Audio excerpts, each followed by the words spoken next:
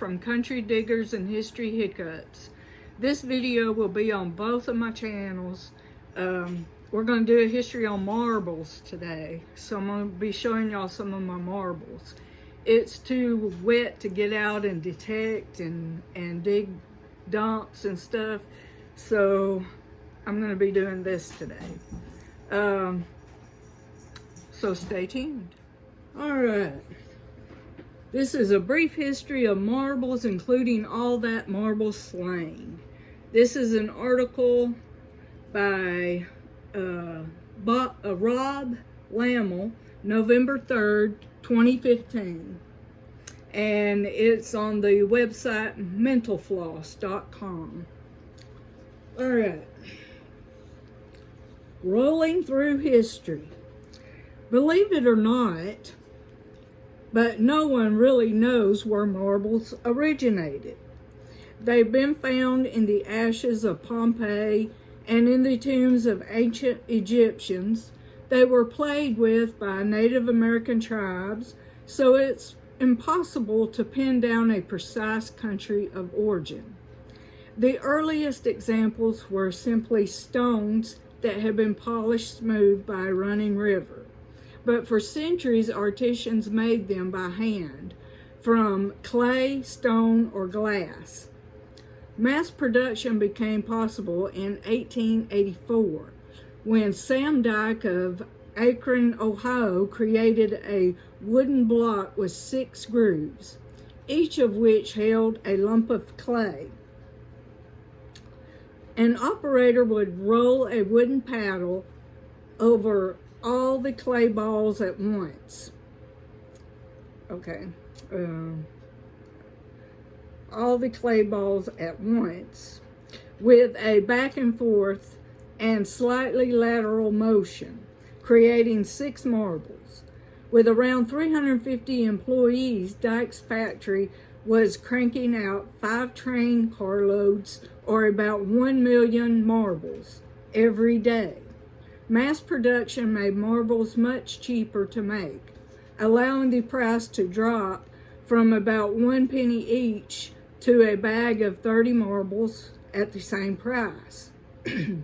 Other businessmen jumped on the bandwagon, and Akron soon became the marble capital of the late 19th century America.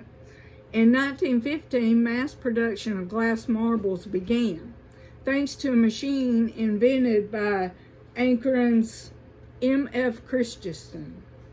His machine consisted of a screw conveyor made up of 2 grooved cylinders spun next to each other.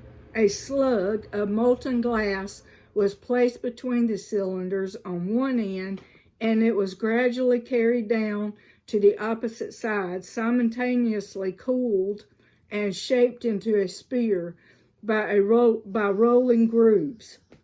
The design worked so well, it had remained essentially unchanged and is still the most common way to make marbles today. Marbles were really popular throughout the early part of the 20th century, but World War II rationing plus the utter chaos of the European theater put a damper on the sport. It enjoyed a brief resurgence in the 1970s and continues to be played today, but it has never been able to reclaim its title as a childhood institution. Talk like a mibster. To the layman, a marble is just a marble. But if you're an experienced player, you probably have half a dozen slang terms to describe the spear in front of you. Marbles usually earn their nickname based upon what they look like, what they're used for, or the material used to make them. For example, aggies are marbles that are made from agate, a type of stone. An alley can be a marble made of alabaster, but it can also be another term for a shooter or taw, T-A-W. The large marble used to knock around the smaller ones. That's these right here, the shooters. I hope you can see. Okay. The large marble, okay, is used to knock around the smaller ones, which are sometimes called mibs or ducks. Bumblebees are yellow and black striped. Jaspers are common. Blue marbles made from glazed or unglazed china. Those are jaspers. Onion skins are glass marbles with swirls of layered colors that extend over the length of the marble. Sulfites are opulent glass marbles that usually contain a small figure in the middle. Sometimes the figurine is an animal or a character, like Santa Claus, or even a real person like Teddy Roosevelt. And if you can spot any of these marbles on sight, you're probably a mipster, a term used for someone who plays marbles. In-game slang includes many phrases that have made it into everyday lexicon. For example, to knuckle down means to put your hand in a position to shoot your marble, keeping at least one knuckle on the ground at all times. Fudging means you cross the line on your shot, which is a minor form of cheating. If you're about to take an easy shot with your tall, you can say the marble you're aiming for is a dead duck. Playing for keeps means that any competitor's marbles you knock out are added to your personal collection. Oddly enough, the origin of the phrase, losing your marbles, can't definitely be traced back to the game of marbles.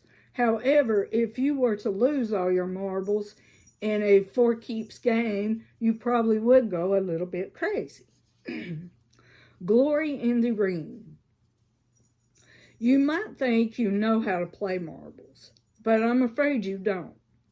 That's because there is no single game called marbles. By the same token, any game that uses marbles can be called marbles. There are hundreds of games that can be played with marbles. However, the most common game used for modern tournament play is known as ringers.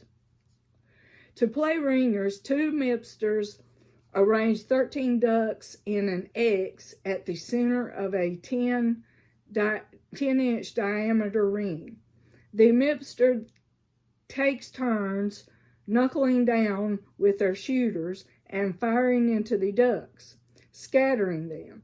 Any ducks that leave the ring are worth 1 point each. If his shooter stays in the ring, the mipster can keep shooting ducks, earning more points. However, once his shooter leaves the ring, it's the next mipster's turn. Once all 13 marbles have been knocked out, the ducks are restacked into an X again for the next round. Play continues until one mipster has 50 points. Ringers is played at the National Marbles Tournament, held over 4 days in June since 1922 in Wildwood, New Jersey, with winners in both the boys and girls divisions since 1948. The players are all between the ages of 7 and 15 and compete for scholarships, prizes, and of course, glory in the ring. This year, about 50 of this article was like 2015, so that year, about 50 of the best mipsters in the country played. But your reigning king and queen of marbles are Brandon Matchett and Bailey Knorr, both from Allegheny County, Pennsylvania. Pennsylvania is quite the marble powerhouse. Since the tournament began, 71 champions have hailed from the Keystone State. Okay, this might have changed since 2015. So, ringers is also the preferred game of the British. and World Championships played at the Greyhound Inn and Pub in Tinsley Green in West Sussex every Good Friday since 1932.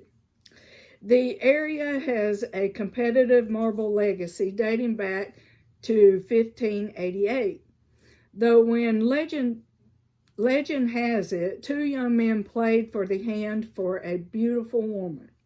The tournament is truly international, and teams from Germany, America, Japan, and the Czech Republic have all participated. This is a team competition where 48 ducks are placed in the center of the ring. Mipsters shoot into a group with a tolly, their term for a shooter, T-O-L-L-E, tolly, I guess, and fight to become the first team to score 25 points. Of course, ringers isn't the only game played in organized competitions. In 2011, Standing Stone National Park in Crossville County, Tennessee, was the site of the 29th annual Roley Hole Championship. Roley Hole is similar to croquet and is especially popular in Kentucky, Tennessee, and Georgia. In Europe, the World Marble Championship has been held annually in Prague since 2005, where they play a game that closely resembles golf. It's a beautiful investment. If you were a mipster in your youth, or if you think marbles are cool to look at, you're in luck. Collecting vintage marbles is a very popular hobby. But before you start bidding on eBay, there are a few things you ought to know. There are a variety of different kinds of marbles, but the ones that bring top dollar are handmade and machine-made glass marbles. Handmade are more sought after, simply because they're so rare and reflect more deliberate craftsmanship. But particularly beautiful machine-made marbles can still command a respectable price. You can tell the difference between the two by the presence of a pontil, a small rough spot that is left over when the handmade marble is removed from the glass rod in its final stages of production. Size, manufacture, and condition are important, but the main thing a marble collector looks for is the beauty of the design. There are, of course, many different styles that are popular with collectors, with about a dozen different terms used to describe them. Some of the more popular styles are onion skins, corkscrews, Lutz, micas, Clearys, Indians, Joseph's coat, oxbloods, and sulfites. The more colors and the more delicate the artistry, the more you'll pay for a marble, regardless of the condition. To collect marbles, you'll probably want to pick up a few tools of the trade. You'll need a magnifying glass or jeweler's loupe to check the condition of the marble, so you can see how bad the inedible chips, flakes, or scratches are on a game-played marble. This can also help you see the details on the figurine inside a sulfide marble. It also never hurts to have a handheld black light, which I don't have, so I can't show you if any of them glows or not. Some vintage marbles will glow under black light because they were made with a small quantity of uranium. The marbles are perfectly safe to handle, even though because the uranium has been encased inside the glass. Of course, you'll need your wallet because good condition marbles do not come cheap. Your average vintage duck can run anywhere from $10 to a few $100s. Shooters usually start in the $50 range and only go up from there, often selling for hundreds or even thousands of dollars. For example, earlier this month, which is in 2015, Morphy's Auction House in Denver, Pennsylvania, one of the top marble auctioneers in the country, they sold a single Peacock Lux onion skin for $13,200. Wow. It was sold as part of a collection of Paul Bonhomme, the man who literally wrote the book on marble collecting back in 1969. Other notable sales in the collection included an amber glass Latticino, Latticino swirl for $10,800, a sulfite with a painted lion figure inside for $7,800, and a beautiful black and white clam broth for $5,700. However, one of the biggest, if not the biggest amount ever paid for a single marble was a whopping $27,730 for a big 3-inch shooter in 2010. Not a bad return on what was probably investment of a few pennies. Well, wow. That's pretty cool, if you ask me. I don't know much about marbles, but I do like them. And now I will show you some of them that I have dug and bought. So these are mixed right here. I've dug and bought them. I haven't separated them. All right, here is one I dug that is one of my favorites, okay? It's pink marble, and it probably does glow in the dark. But, you know, I haven't got a black light or anything, and I can't tell. But it probably does glow in the dark. It's a beautiful, beautiful pink marble. I was very happy to dig that one, okay? And these right here I bought.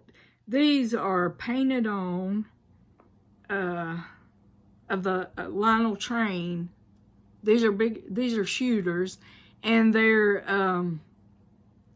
from Lionel Train, okay? These are vintage, and they've got the Lionel Train images on them. I bought these on Etsy, whatever you call it. And they're pretty cool.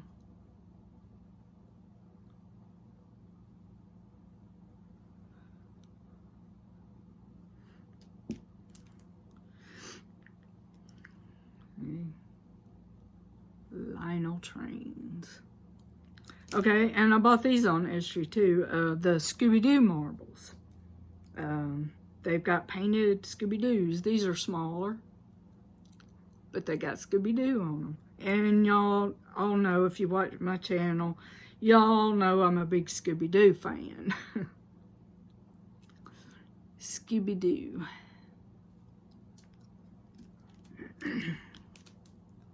And there's Scooby and Shaggy. And we got Daphne. And we got the whole gang right there.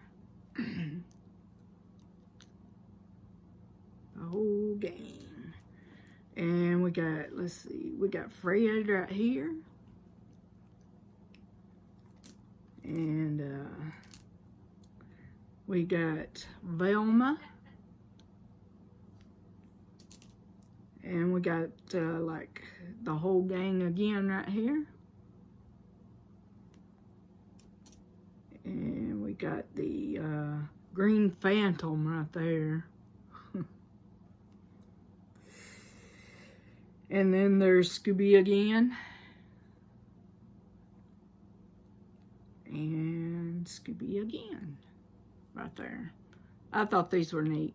So, and then we got the big shooters like this. I bought the shooters, okay? I bought these.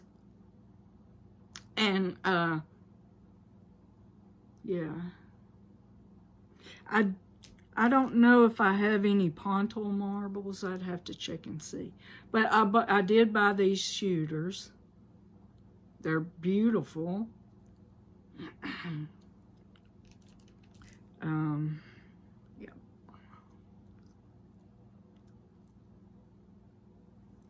Let's see. Get that one. It's kind of neat. I hope y'all can see these good. I know my light's not great.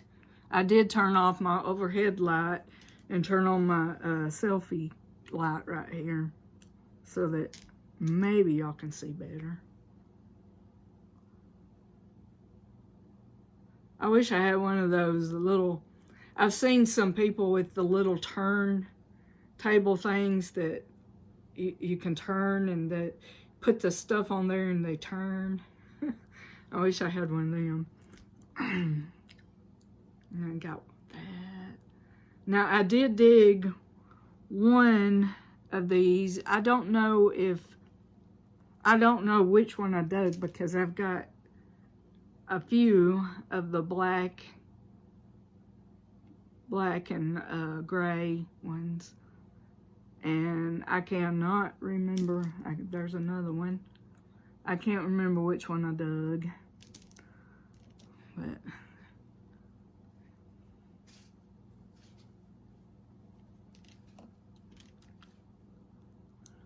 this one may be a Pontal marble. I'm not sure. I can feel a very rough spot in that. And it feels like it's punked up a little bit. So it may be a Pontal. I'm not sure. As I said, I don't know marbles. I just think they're beautiful. And I get excited every time I find one, okay? Every time I dig one. They're just beautiful marbles. Did I show you that one? I think so. Yeah. And these right here I bought. These are emerald crackle marbles. But I bought a handful of these. These break easy right here. Let's see, I got this. I'll show you that. Yeah. Okay. I don't know if I showed you that one, but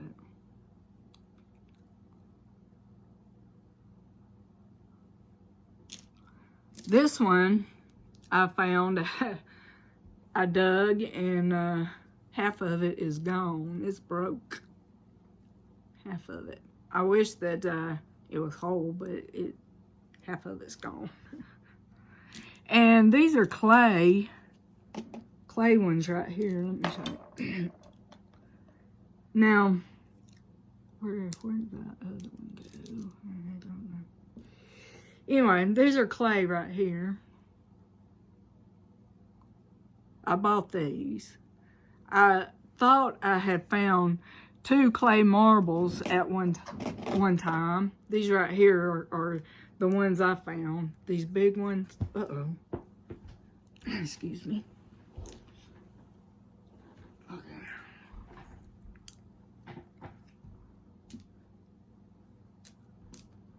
These big ones right here, I thought were clay marbles. I still don't know for sure.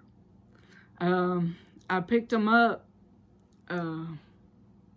We had walked to the grocery store in my neighborhood, and these were on the ground. Now, I don't know. Some people say they're from, like, you know, spray paint kind of balls that they put in the spray paint cans. I don't know. But some people say they're clay marbles too. I don't know. They don't feel plastic, but I don't know. And here are another one and another one right there. Okay. And Here's some smaller ones right here. Let me see. I did dig, I know I dug this one right here. Let me find it. It's a pretty one, but if I can find it, I got it in here somewhere. Where did it go? I got so many. Oh, here it is. This mint swirl one. I did that one. My brother-in-law, he was clearing out a spot up. We got a well in our pasture, and he was clearing out around there, and he just pushed all the dirt, mounded all the dirt up and everything. And I had never dug in the dirt pile before, and I was digging in there, and I found that not long ago either. Mint swirl right there. Pretty. And yeah, that's I got a lot of pretty ones. Some of them are falling in the floor, but anyway, I just thought y'all might enjoy this. I did. I love marbles. I love looking at them. I love handling them. I love finding them, digging them. It's always a good day when you find a marble. Even if you find nothing else but junk, if you find at least one marble, it's still a good day finding a marble, because you get excited finding marbles. All right, y'all. Glad y'all enjoyed. Hope y'all enjoyed. I'll see you back soon. Bye.